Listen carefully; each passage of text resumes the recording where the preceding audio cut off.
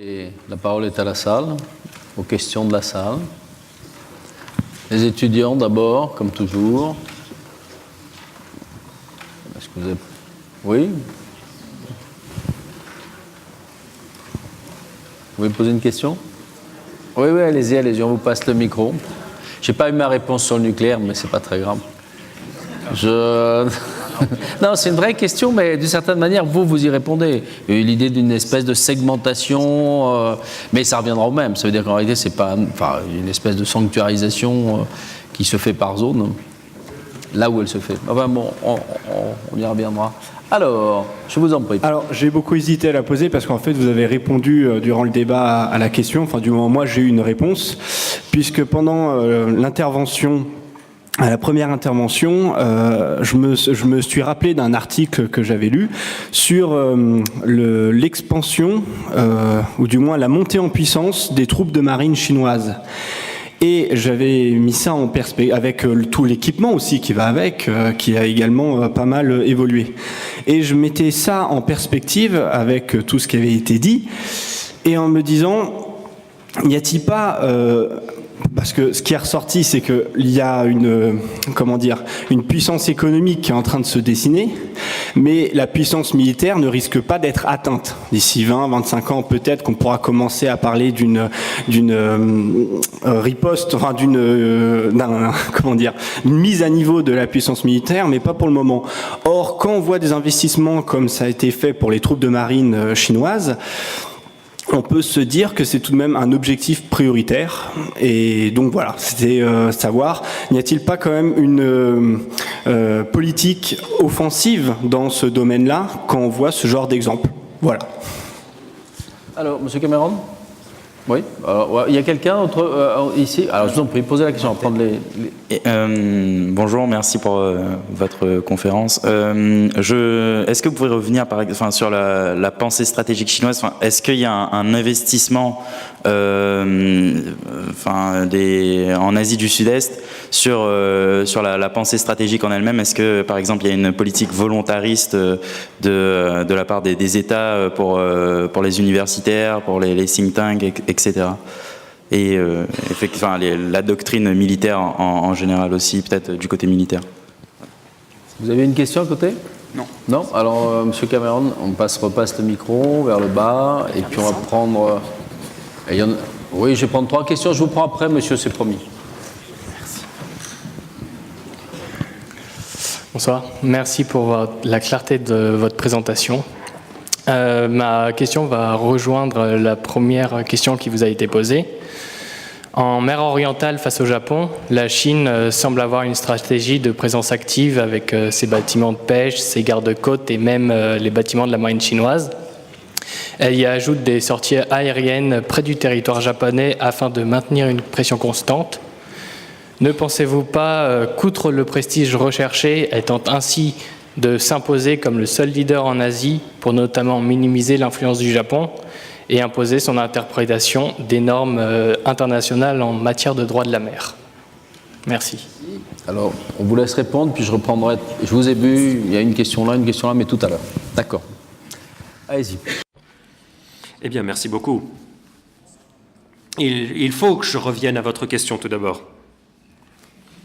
Je crois que les armes nucléaires sont revenus vraiment à l'ordre du jour dans la dynamique sécuritaire chinoise. Ce qu'Obama a essayé d'obtenir, c'est que l'on mette moins l'accent sur le rôle des armes nucléaires dans la stratégie sécuritaire américaine. Et donc, il a demandé à ce que l'on réduise massivement les armes stratégiques dans le contexte américano-russe. La réponse japonaise est que le Japon a souffert des armes nucléaires à Hiroshima et à Nagasaki, donc il y a un programme japonais fort pour l'élimination, en fin de compte, des armes nucléaires. Mais entre-temps, la réalité est qu'il faut dépendre de la dissuasion élargie des États-Unis, y compris les forces nucléaires et conventionnelles, pour pouvoir nous adapter aux réalités de l'Asie du Nord-Est. Et ça a été vraiment le ton de la doctrine Obama et de la réponse japonaise. Ces dernières années, néanmoins, il y a eu une dégradation rapide de la politique nucléaire en Asie du Nord-Est, surtout déclenchée par les développements dans les capacités de missiles et nucléaires en Corée du Nord. Et donc, premièrement, si la Corée du Nord parvient à avoir une capacité d'ICBM, cela va déclencher une question fondamentale de la relation d'alliance. Et ça, c'est un cas classique de découplage. Si la Corée du Nord essaye d'attaquer le continent américain, est-ce qu'ils vont pouvoir défendre leurs alliés à Séoul et à Tokyo au détriment du territoire américain? Donc politiquement, les États-Unis pourraient dire oui, mais ça va créer un doute, et le doute, c'est ce qui permet de saper la dissuasion, la crédibilité de la dissuasion nucléaire. Et donc la Corée du Nord peut jouer ce rôle de la pénétration et donc saper cette alliance. Et puis cela va booster la confiance nord-coréenne qui va plus s'affirmer dans la dynamique régionale par rapport à la Corée du Sud et au Japon. C'est le paradoxe stabilité-instabilité. Si la Corée du Nord est plus confiante, cela pourrait dissuader les États-Unis du fait de leur capacité d'ICBM, eh bien cela pourrait les rendre plus confiants par rapport aux autres États voisins. Et donc c'est une question à laquelle doivent s'attaquer des pays des alliés tels que le Japon. Et donc on demande aux États-Unis d'avoir une posture nucléaire à alerte multiple par rapport à nous, une adaptation des investissements américains dans les sous-marins nucléaires qui sont obsolètes depuis les années 90, qui ont été retirés du service dans les années 2010 et qui ont été maintenant remis à l'ordre du jour avec la nouvelle revue stratégique, ce qui est encourageant pour nous parce que cela va augmenter cette posture personnalisée des États-Unis pour couvrir les intérêts japonais et coréens, pour pouvoir personnaliser l'arsenal nucléaire en Asie du Nord-Est, et c'est très important pour ce parapluie nucléaire, y compris les frappes nucléaires de faible puissance. Personne ne pense que les États-Unis vont riposter avec des ICBM très puissants, vu les capacités d'assaut limitées de la Corée du Nord par rapport au Japon et à la Corée du Sud. Il faut avoir un mécanisme de contrôle de l'escalade avec les armes nucléaires américaines. Et c'est essentiellement pourquoi le Japon dit oui à ces nouvelles décisions prises par la revue nucléaire. Et concernant la Chine, comme je l'ai dit dans mon exposé, elle modernise ses différentes capacités nucléaires, bien évidemment, pour s'assurer qu'elle puisse avoir une capacité de deuxième frappe par rapport aux États-Unis, mais aussi les États-Unis ont beaucoup de possibilités pour nier cette capacité, ce qui crée la deuxième alternative pour la Chine, à savoir de se concentrer sur la région, avec cette capacité nucléaire sur le théâtre des opérations. Et c'est une très forte pression stratégique parce qu'il faut beaucoup investir dans la défense antimissile et aussi des capacités de contrôle de la désescalade pour avoir une utilisation limitée des capacités nucléaires chinoises. Donc, on navigue dans un monde très tendu, surtout que les armes nucléaires jouent de plus en plus un rôle dominant dans la gestion de ces problématiques. Je crois partant que nous en sommes dans une heure où il faut gérer un niveau faible à moyen dans le contrôle de la désescalade nucléaire. Voilà ce que j'avais à répondre à votre question. Ensuite, la question posée par le public de savoir si l'expansion de la marine crée une posture plus offensive du point de vue de la Chine. Oui, c'est ce qui est en train de se passer. Il y a 20 ans, la Chine parlait de défendre Taïwan et aussi ses intérêts étrangers. C'était un but essentiel de la stratégie sécuritaire chinoise. Mais maintenant, bien évidemment, la Chine a des intérêts nationaux très larges qui ne se limitent pas aux régions voisines, mais dans le monde entier. Les investissements chinois sont partout, les travailleurs chinoises, les forces de maintien de la paix chinoises sont dans le monde entier. Donc la logique chinoise est de créer une projection, une capacité de projection vers l'avant grâce à sa marine. Auparavant, il s'agissait de défendre les eaux proches et de construire ses forces, mais maintenant, elle investit plus dans la projection en haute mer, et c'est ce qui est au cœur de la stratégie navale. Une chose que je pourrais ajouter, c'est aussi les questions géographiques. Si l'on parle du Japon et de la base navale de Yokosuka, qui est l'un des plus grands ports des 7 flottes américaines, au Japon, on voit que l'océan Pacifique est grand ouvert pour les États-Unis. Mais si on va en Chine avec Qingdao et les îles Hainan, où l'on trouve certains grands ports maritimes chinois, on voit des flottes conventionnelles et des sous-marins, mais quand les Chinois essayent de traverser le Pacifique pour créer leur stratégie de la deuxième chaîne d'îles, et là, il faut passer par des eaux très, très peu profondes, parce que la Chine est coincée par la mer du Japon, la mer de Chine orientale et méridionale, donc il faut passer par le détroit de Miyako, qui est près d'Okinawa, ou bien le détroit de Bassi, entre Taïwan et les Philippines, ou bien le détroit de Malacca. Ces détroits sont des points d'étranglement, comme on les appelle, qui contraignent très fortement les opérations de la marine chinoise dans le Pacifique. Donc, il faut être très innovant. Donc, pour créer cette stratégie, on ne peut pas simplement regarder les chiffres pour définir l'équilibre des pouvoirs.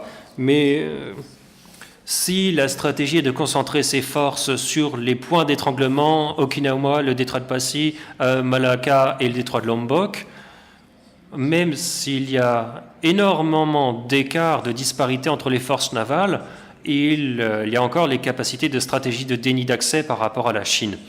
Donc je crois que les forces navales chinoises sont en plein essor, mais elle a une stratégie assez accommodante. Les États voisins essayent d'adopter une stratégie assez accommodante. Ça, c'était le premier point. Deuxièmement, savoir si les Asiatiques du Sud-Est ont cultivé une doctrine universitaire, stratégique par rapport à la Chine. Oui, ils essayent bien volontiers de conceptualiser la façon de s'accommoder de l'essor chinois. Très évidemment, bien évidemment, ils sont vraiment au premier plan de cette transition de pouvoir. Avec cette transition des pouvoirs en Chine, en Asie du Sud-Est, eh bien, c'est beaucoup plus poussé qu'entre la Chine et le Japon. Donc, cette stratégie de couverture, d'accommodation, est pris bien plus au sérieux en Asie du Sud-Est. Ils y sont beaucoup plus confrontés et au jour le jour dans leur politique. Et ce qu'ils essayent de faire, premièrement, c'est de créer un équilibre des pouvoirs favorable en Asie du Sud-Est. Leur stratégie de longue date est de préserver leur souveraineté et leur indépendance en maintenant une distance par rapport aux confrontations entre grandes puissances. Ils essayent de ne pas choisir leur camp entre la Chine et les États-Unis. Mais maintenant, la mer de Chine méridionale, ça devient un point chaud, si important qu'ils essayent vraiment de créer une nouvelle balance des pouvoirs. C'est pour cela que les Philippines ont maintenant une coopération de défense renforcée avec Obama en 2015. Et c'est pour cela que la Corée du Sud, d'autres pays ont accepté la rotation des vaisseaux de combat littoraux dans le cadre de la stratégie Obama. Et en même temps, l'ASEAN essaye d'ouvrir le dialogue avec la Chine économiquement et aussi grâce à des cadres institutionnels par le programme ASEAN+.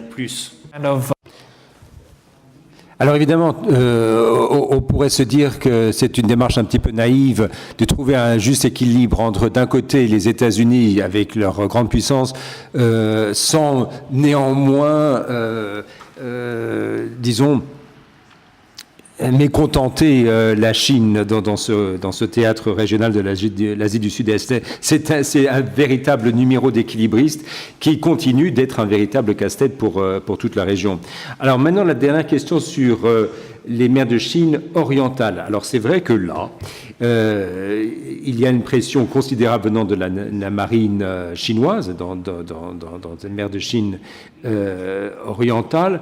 Ce qu'on essaie de faire par rapport à cela, c'est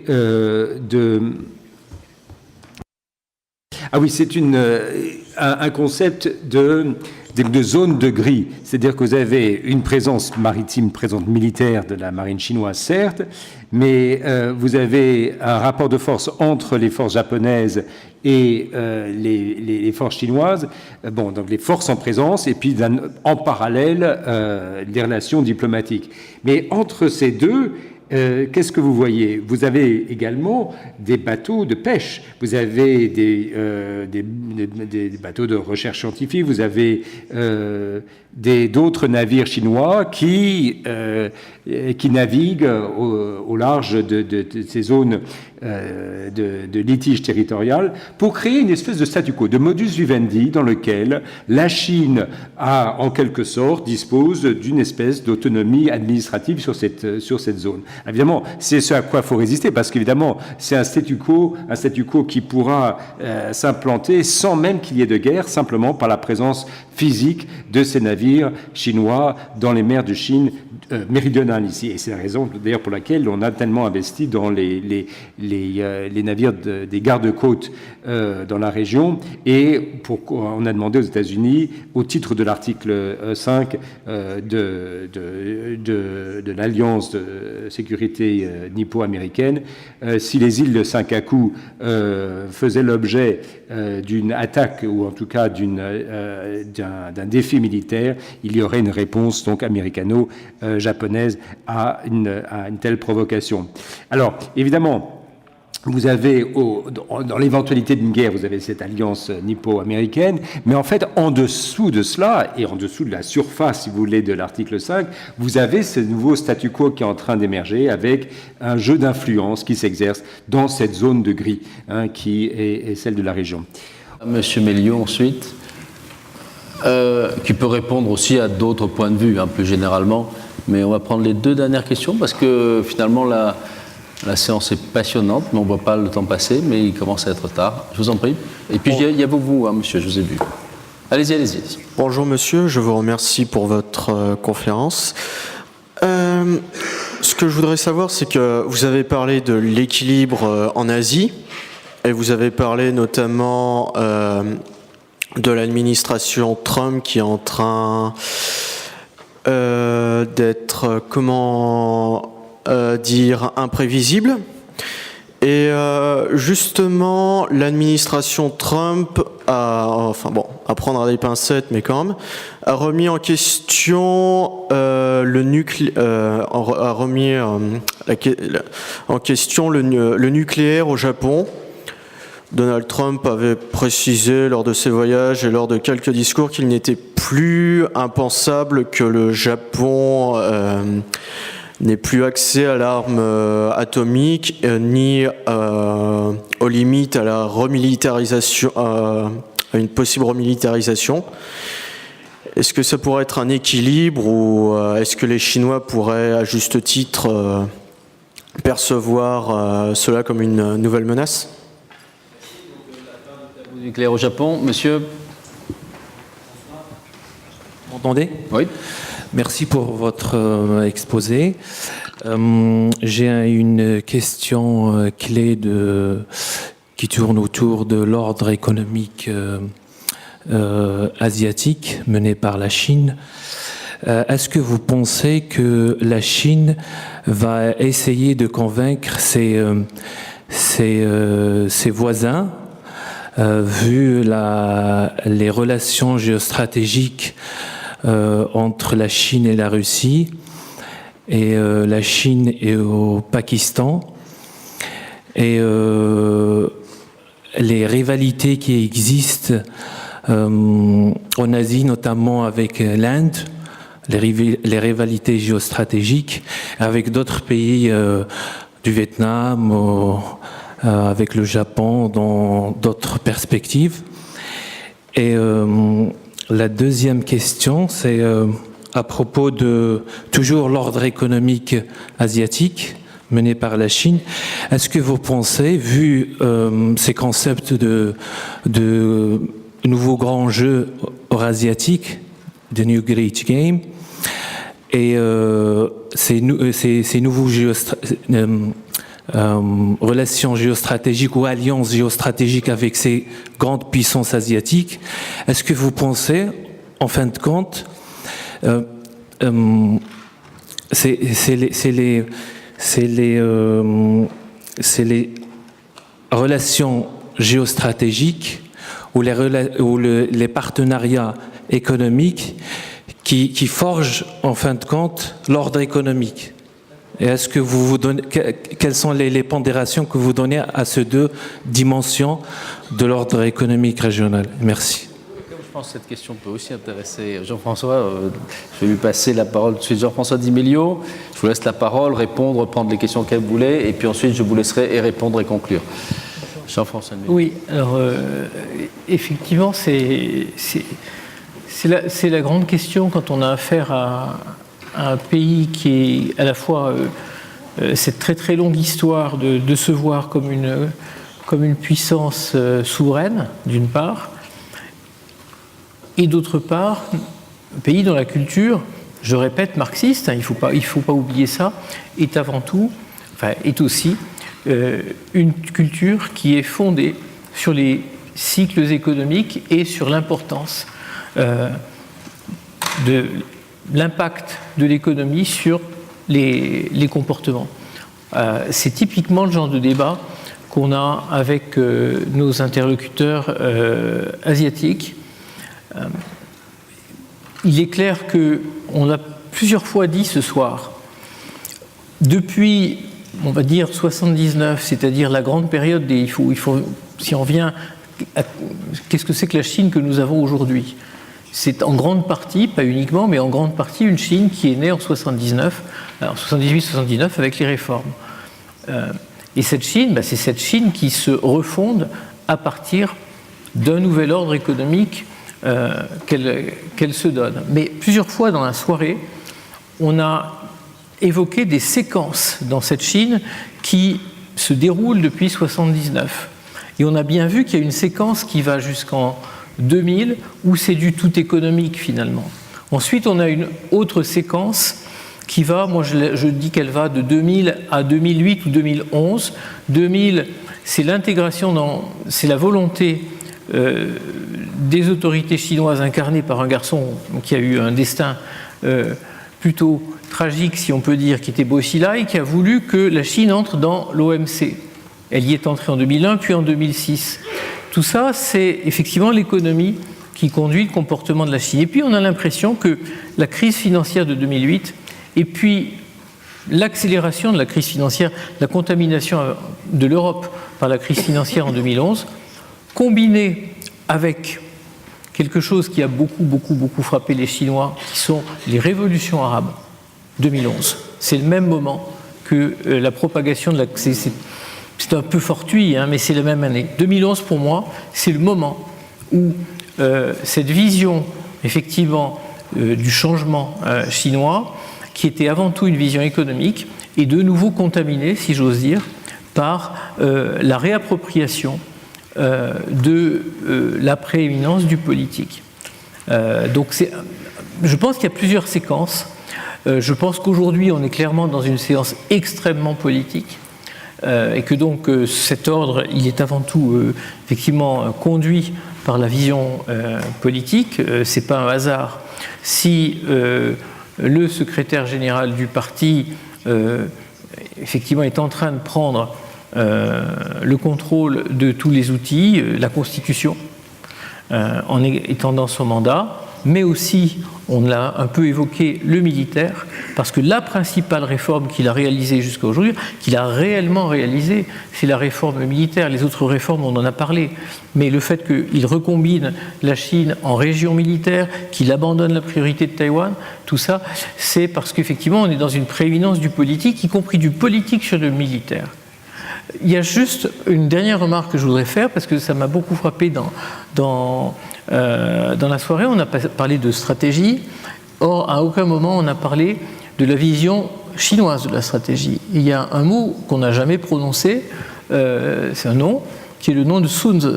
Et vous savez que dans la stratégie chinoise, la meilleure des batailles, c'est celle que vous ne combattez pas. Et je me demande si ce qu'on est en train de dire ce soir, c'est que finalement, on est passé de l'autre côté de la barrière.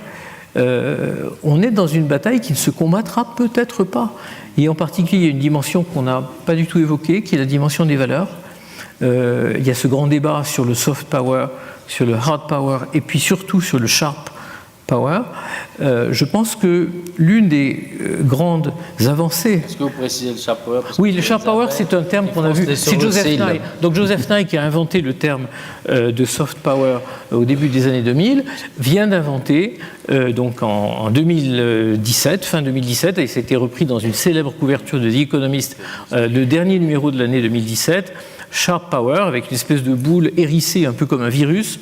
Et donc, c'est l'exemple qu'il prenait, et ça va nous remettre sur la piste aussi de l'Asie du Sud-Est, c'est la capacité de la Chine à être présente, y compris dans la pensée ou dans les actions de partenaires qui sont supposés ne pas être acquis à la Chine, parce qu'elle a des moyens de pression. Et l'exemple, c'était l'Australie. C'est tout le débat qu'il y a eu en Australie sur un certain nombre de personnalités australiennes dont on s'est dit, ce qu'elles ont dit n'était peut-être pas tout à fait spontané. Et puis les moyens de pression que la Chine peut exercer. Je vous rappelle, puisqu'on parle d'Australie, et que Ken Jimbo l'a évoqué tout à l'heure, la fois prochaine, on voit Rory Metcalfe qui viendra australien, et donc on aura sans doute, je pense, ce débat aussi avec lui. Je vous laisse terminer. Vous concluez. Et donc, voilà, je pense que l'un des grands débats qu'on a, tout ça c'est fondamental, tout ce dont on a parlé ce soir, mais il y a une grande question qui va être de quelle façon est-ce que ce pouvoir s'incarne, y compris à travers les valeurs, y compris à travers la convergence possible et imperceptible parfois de valeurs chinoises et de valeurs européennes qui se diluent progressivement parce que elles ne sont plus vécues de façon incarnée, et puis aussi parce que nos propres problèmes de sécurité, nos propres problèmes de cyber ont tendance à nous rapprocher de la pratique chinoise. Absolument. Ça me paraît effectivement une voie sur laquelle on doit réfléchir, notamment en Europe. Je vous laisse conclure. N'oubliez pas la question sur le tabou nucléaire japonais, et je vous laisse conclure.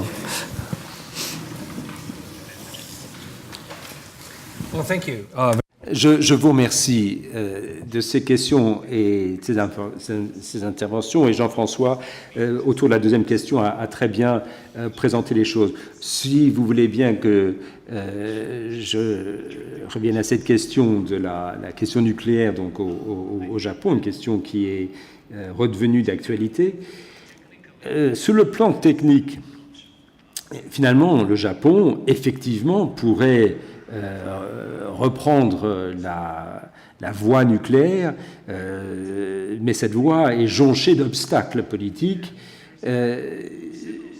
Il y aurait quand même plusieurs étapes avant d'arriver au moment où le gouvernement japonais pourrait envisager une telle option de manière crédible, de manière viable. C'est-à-dire de ne pas simplement se contenter d'intentions. D'abord, il y a le rôle de la dissuasion élargie. Ce qu'il faut faire, c'est d'intégrer le parapluie nucléaire américain pour tenir compte de la capacité nucléaire non seulement de la Chine, mais également de la Corée du Nord. Ça, on en a parlé, mais c'est effectivement, si vous voulez, la première la première partie de cette cible mouvante que j'ai évoquée tout à l'heure. Deuxièmement, pour la défense antimissile, vous avez les SM-3, c'est la plateforme de la base navale du système THAAD à haute altitude, et le système X3, c'est le système à deux couches qui a été produit. Mais la capacité nucléaire nord-coréenne, évidemment, menace maintenant cette plateforme, et ce qu'il faut, c'est d'investir davantage dans sa défense. Donc, d'ici à la fin de l'année, le gouvernement japonais sera amené à prendre la décision d'acheter un nouveau système, le système Aegis Ashore. C'est un système basé au sol de haute altitude, un système antimissile qui ressemble au système européen analogue, où vous aurez donc un système de défense antimissile à 3 niveaux, à 3 couches, tout en permettant de gérer l'escalade de la crise, quand bien même un premier missile était lancé de Corée du Nord, celui-ci pourrait être intercepté par ces missiles à différentes couches. Maintenant, quant à savoir si le public estimait que ce système ne suffisait pas, ce système de défense était insuffisant, que cette défense antimissile n'était pas suffisante, alors quelles seraient les options de frappe? Alors là, il faudrait d'abord partir des frappes conventionnelles, c'est-à-dire des missiles dits cruise, de croisière, qui seraient sur des F-35 ou d'autres plateformes qui pourraient viser aussi bien la Corée du Nord, voire la Chine. Bon, ça, ce serait le premier ensemble à développer. Mais alors, dans ce cas, on ne pourrait pas créer notre propre système de dissuasion contre la Corée du Nord ou de la Chine, parce que là, on arriverait aux limites de nos moyens. Il faudrait une frappe conjointe avec la Corée du Sud et les États-Unis, et c'est sur ce modèle-là qu'il faudrait s'appuyer. Donc, quand on voit, si vous voulez, le système intégré IAMD, c'est dans ce cadre-là qu'il faut voir une nouvelle donne. Mais c'est quand toutes ces options-là seront épuisées qu'on peut ensuite penser à l'étape nucléaire, à l'étape suivante. Mais enfin, avant d'y arriver, il faut effectivement voir comment ces 3 étapes peuvent déjà être couvertes avant de s'interroger sur l'éventualité d'une situation de sécurité plus grave pour toute la région.